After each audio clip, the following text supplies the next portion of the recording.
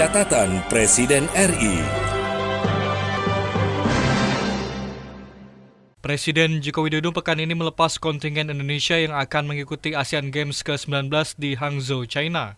Hari ini akan kita lepas kontingen sebanyak 576 orang menuju ke Asian Games ke-19 di Hangzhou, China. Sebanyak 30 cabang olahraga yang akan diikuti. Saya hanya titip di Asian Games di Jakarta, kita berada di ranking keempat. Saya berangkatkan kontingen Indonesia pada Asian Games ke-19 Hangzhou tahun 2022-2023.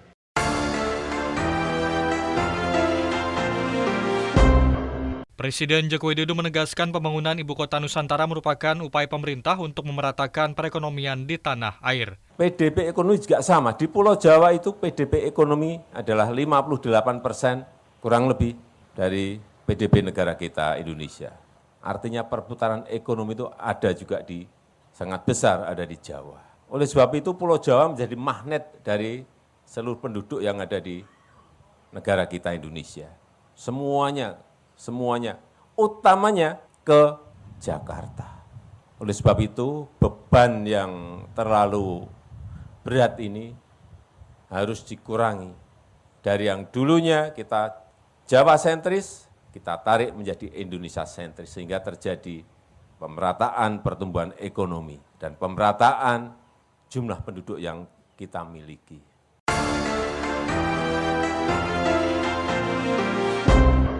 Inilah catatan Presiden RI, catatan tentang kegiatan Presiden Joko Widodo dalam menjalankan roda pemerintahan dan kenegaraan pada pekan ini. Bersama saya Hutamo Budi, inilah catatan Presiden RI selengkapnya. Catatan Presiden RI.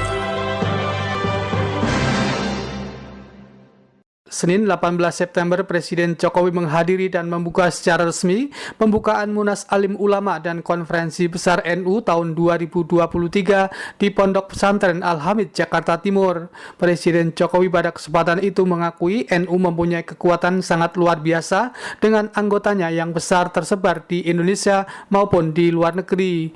Lebih lanjut, Presiden Jokowi mengatakan kekuatan yang dimiliki NU tersebut perlu dikonsolidasikan dan diorganisir dengan baik. Kekuatan besar ini perlu dikonsolidasi, perlu diorganisasi dengan baik, ditingkatkan terus kualitasnya, bukan hanya di bidang sosial, di bidang keagamaan, dan di bidang kemanusiaan, tetapi juga di bidang ilmu pengetahuan dan teknologi, di dunia profesional, di dunia kewirausahaan.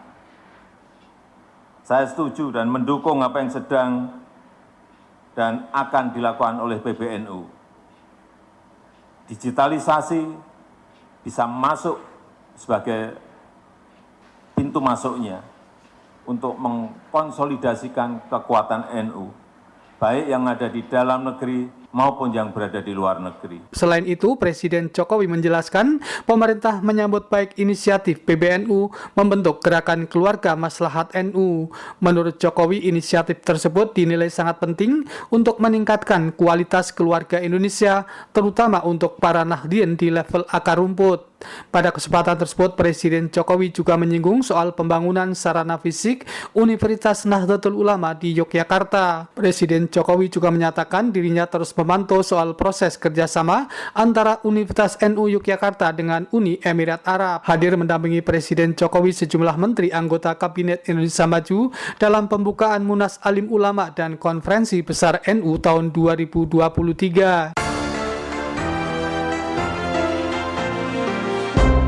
Senin 18 September, Presiden Jokowi di Istana Merdeka, Jakarta memimpin rapat internal dengan sejumlah menteri anggota Kabinet Indonesia Maju. Menteri Desa, Pembangunan Daerah Tertinggal dan Transmigrasi Abdul Halim Iskandar kepada wartawan setelah mengikuti rapat menjelaskan rapat internal tersebut membahas tentang materi rancangan Undang-Undang Desa. Selain Menteri Desa, Pembangunan Daerah Tertinggal dan Transmigrasi, hadir dalam rapat tersebut Menpan RB, Menteri Hukum dan HAM, Menko PMK, Menteri Keuangan, serta Menteri Perencanaan Pembangunan Nasional, Kepala Bappenas.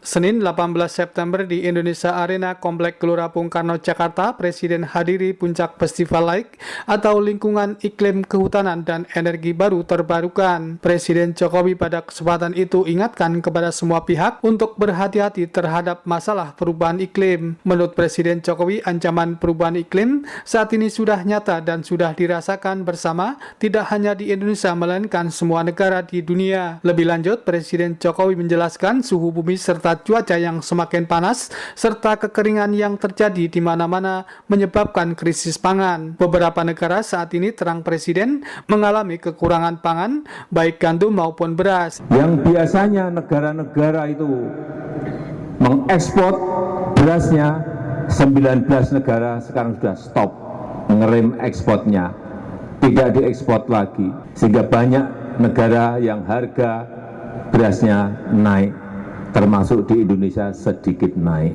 Hati-hati mengenai hal ini. Yang kedua, kerusakan lingkungan. Hati-hati kerusakan lingkungan, baik itu di sekitar kita, baik itu lahan hutan, tropical rainforest kita, baik itu hutan mangrove kita. Hati-hati.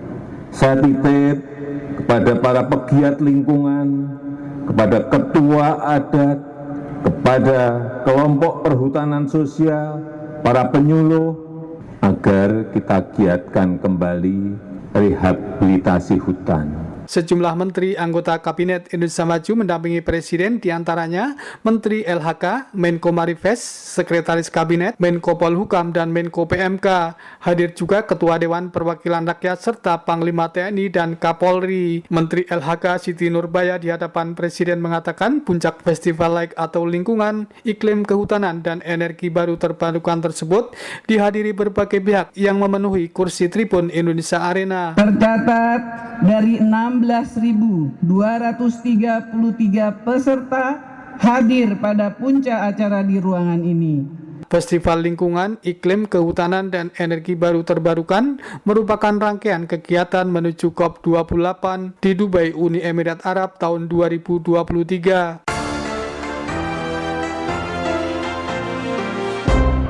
Selasa 19 September, Presiden Jokowi mengunjungi Pasar Bali Master Jatinegara, Jakarta Timur. Pada kunjungan itu, Presiden Jokowi mengecek sejumlah harga kebutuhan pangan. Kepada wartawan setelah meninjau pasar tersebut, Presiden menjelaskan harga sejumlah kebutuhan pokok di pasar tersebut baik. Namun demikian, Presiden mengakui harga beras masih tinggi. Menurut Presiden, untuk mengantisipasi persoalan harga beras itu, pemerintah telah menurunkan sejumlah langkah untuk menurunkan harga beras. Operasi pasar, gelontorkan ke retail, gelontorkan ke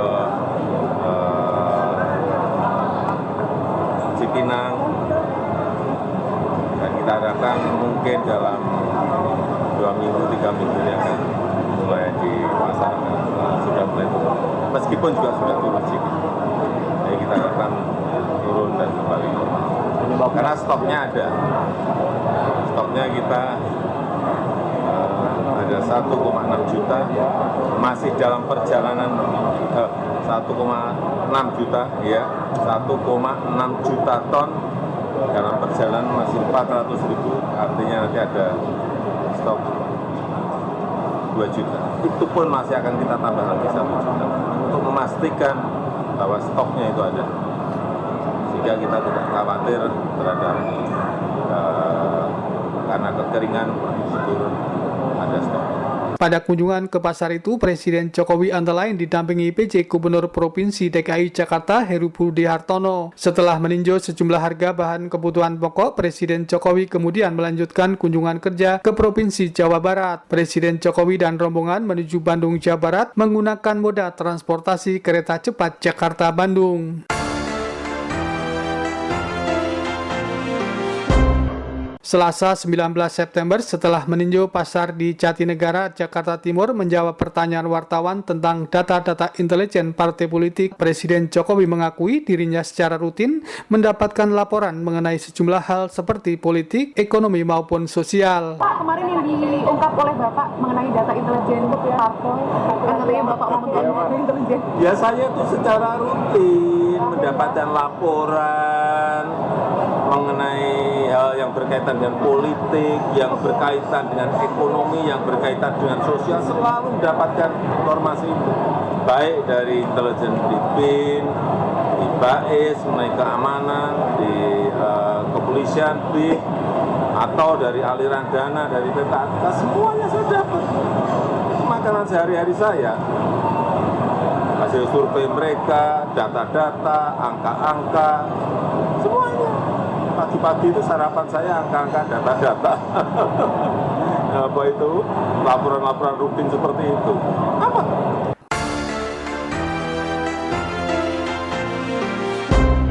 Selasa 19 September, Presiden Jokowi mengunjungi PT Pindad di Kota Bandung, Provinsi Jawa Barat. Presiden Jokowi dan rombongan menggunakan moda transportasi kereta cepat Jakarta-Bandung dalam kunjungan kerja tersebut. Pada kesempatan itu, Presiden Jokowi pada wartawan mengatakan kunjungan itu untuk mengetahui perkembangan PT Pindad di Kota Bandung. Sejumlah pihak mendampingi Presiden Jokowi dalam kunjungan itu, seperti Menteri Sekretaris Negara Pratikno, serta PJ Gubernur Provinsi Jawa Barat B. Mahmudin.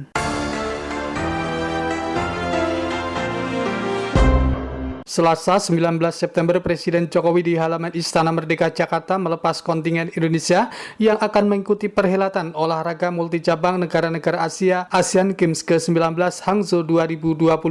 Presiden Jokowi di hadapan para atlet, pendamping, serta sejumlah menteri memberi target kepada kontingen Indonesia agar masuk pada 10 besar. Presiden mengaku optimis dengan target yang diberikan tersebut. Di Asian Games di Jakarta, kita berada di ranking keempat.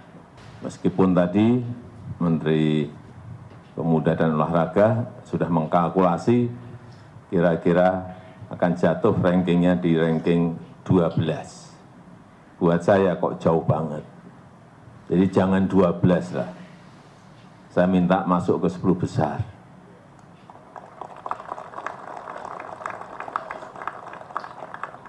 Saya tahu menjadi tuan rumah dan tidak menjadi tuan rumah itu beda. Saya tahu. Jadi kembali lagi target saya masuk ke 10 besar. Biasanya hitungan saya nggak meleset. Sementara itu, Menteri Pemuda dan Olahraga Dito Aryo Tejo dalam laporannya antara lain menjelaskan Indonesia mengirimkan kontingen sebanyak 576 orang pada Asian Games ke-19 Hangzhou 2022. Jumlah tersebut terdiri dari 413 atlet, 132 ofisial, serta 28 CDM. Menteri PUPR Basuki Mulyono sebagai Ketua CDM Indonesia pada Asian Games ke-19 Hangzhou 2022. Asian Games tersebut berlangsung pada tanggal 23 September hingga 8 Oktober mendatang. Rabu 20 September 2023, Presiden Joko Widodo mengajak keluarga besar Muhammadiyah untuk bersama pemerintah mewujudkan pemilu yang damai pada tahun 2024 mendatang. Hal itu dikatakan Presiden pada apel akbar pasukan Komando Kesiapsiagaan Angkatan Muda Muhammadiyah, Kokam, di Stadion Manahan Solo, Surakarta, Jawa Tengah. Presiden Joko Widodo meyakini bangsa Indonesia telah dewasa dan berdemokrasi dan siap menyongsong pemilu serentak 2024. Momentum baik ini harus terus kita jaga bersama-sama. Apalagi kita akan menghadapi agenda besar pemilu serentak di tahun 2024 tahun depan. Memang berdasarkan pengalaman kita mengadakan pemilu langsung 5 kali pemilu, saya meyakini bangsa kita telah dewasa dalam berdemokrasi, tapi juga kita tidak bisa pungkiri potensi risiko akan tetap ada. Potensi ketegangan juga akan tetap ada. Dan disinilah peran dan kontribusi organisasi sukarelawan, organisasi pemuda seperti Kokam Muhammadiyah sangat diperlukan. Presiden mengatakan perbedaan pilihan, adu argumentasi, serta menang dan kalah adalah hal yang wajar dalam sebuah pesta demokrasi. Namun hal itu, tegas Jokowi, tidak boleh mengurangi semangat persatuan dan kesatuan bangsa Indonesia. Perbedaan pilihan itu wajar. Beda pilihan itu wajar. Menang dan kalah itu juga wajar. Adu argumentasi, adu argumen itu juga wajar. Yang penting dan paling utama, persatuan, kesatuan kita harus tetap kita jaga bersama-sama. Saya tidak pernah bosan menyampaikan bahwa tantangan ke depan sangatlah tidak mudah. Tapi tantangan tersebut bisa kita jadikan peluang bagi bangsa ini untuk melompat maju, asalkan ada konsistensi dan keberlanjutan dari apa yang sudah berjalan, dari apa yang sudah kita lakukan. Jangan sampai saat ganti pemimpin, ganti visi, ganti orientasi, sehingga kita harus mulai semuanya dari awal lagi. Masih dalam apel akbar pasukan komando kesiapsiagaan Angkatan Muda Muhammadiyah, Kokam di Stadion Manahan Solo, Jawa Tengah, Rabu 20 September 2023. Presiden Joko Widodo mengatakan bahwa di tengah tantangan yang tidak mudah ke depan, bangsa Indonesia juga memiliki peluang untuk melompat menjadi negara maju. Hal itu, lanjut Joko Widodo, membutuhkan pemimpin yang konsisten, berani mengambil risiko, mempersatukan, serta mampu bekerja secara makro dan mikro. Bangsa ini butuh pemimpin yang konsisten. Saya ulang, bangsa ini butuh pemimpin yang konsisten, yang berani mengambil keputusan, berani mengambil risiko, dan berani berhadapan dengan siapapun dan dengan negara manapun untuk kepentingan negara dan bangsa. Bangsa ini butuh pemimpin yang mempersatukan, yang melayani rakyat, yang mampu bekerja makro, mampu bekerja mikro, dan mampu bekerja detail. Karena saat ini tidak mungkin kita hanya berpikiran makro saja. Mikronya harus dilihat, mikro dilihat, detailnya harus dicek lagi. Oleh sebab itu, saya mengharapkan dukungan keluarga besar Muhammadiyah untuk menjaga pemilu yang damai dan menjaga keberlanjutan pembangunan untuk Indonesia maju yang kita cita-citakan. Pada kesempatan itu, Presiden menyampaikan apresiasi atas kontribusi aktif Muhammadiyah dalam menghadapi tantangan bangsa serta membantu masyarakat.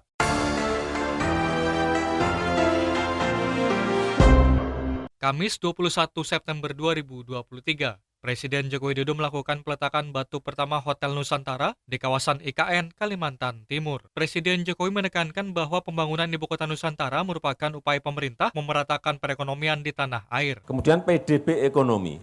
PDB ekonomi juga sama. Di Pulau Jawa itu PDB ekonomi adalah 58% kurang lebih dari PDB negara kita, Indonesia.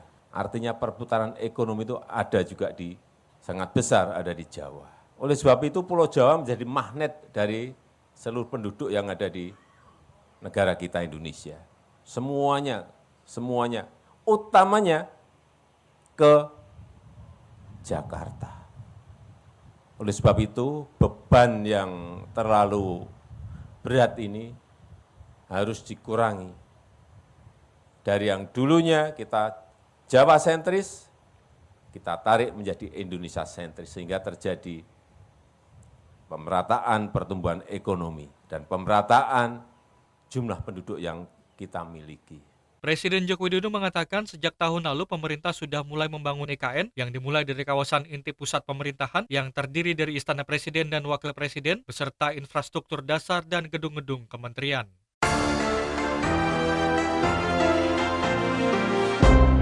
Kamis 21 September 2023. Presiden Joko Widodo optimis penyelesaian pembangunan infrastruktur jalan dan bandara di IKN nantinya akan semakin menarik minat para investor untuk berinvestasi di kawasan IKN. Hal tersebut dikatakannya saat melakukan peletakan batu pertama Hotel Nusantara di kawasan IKN, Kalimantan Timur.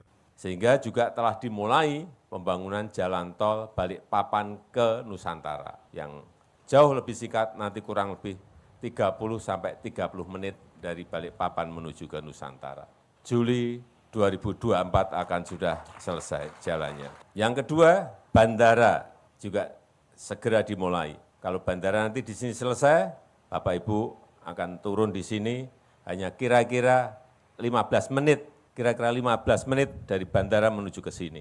Kita harapkan juga nanti di bulan Juli maksimal awal Agustus itu sudah bisa diselesaikan. Karena dua ini menjadi kunci. Kalau ini selesai, saya meyakini bukan ini belum selesai saja sudah berbondong-bondong, apalagi dua ini selesai akan lebih berbondong-bondong lagi investor yang akan menanamkan modalnya di Ibu Kota Nusantara. Sementara itu tidak hanya dari luar negeri, pemerintah juga akan memberikan prioritas terhadap penanam modal yang berasal dari dalam negeri.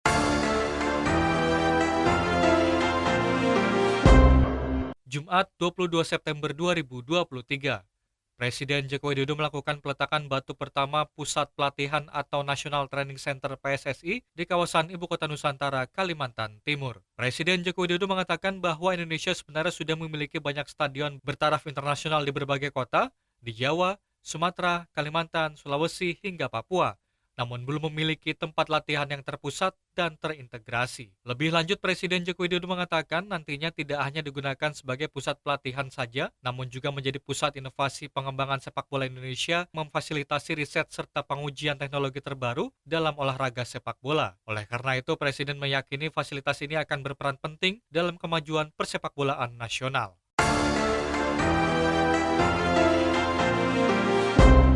Jumat 22 September 2023, Presiden Joko Widodo melakukan peletakan batu pertama Rumah Sakit Abdi Waluyo di kawasan Ibu Kota Nusantara, Kalimantan Timur. Rumah sakit tersebut merupakan rumah sakit pertama yang akan dibangun di kawasan IKN.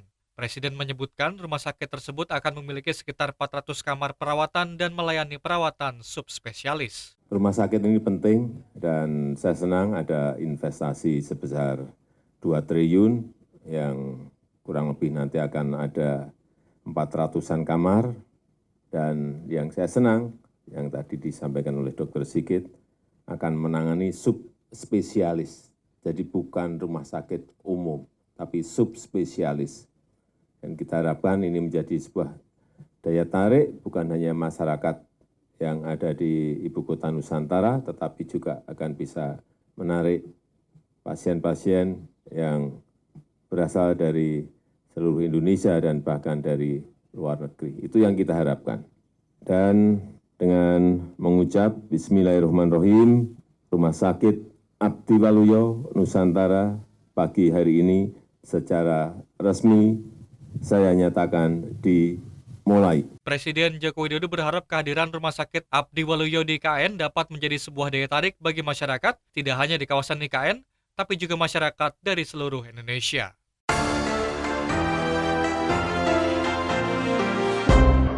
Demikian catatan Presiden RI pada pekan ini. Hutamo Budi, Muslihun, dan tim liputan melaporkan. Catatan Presiden RI.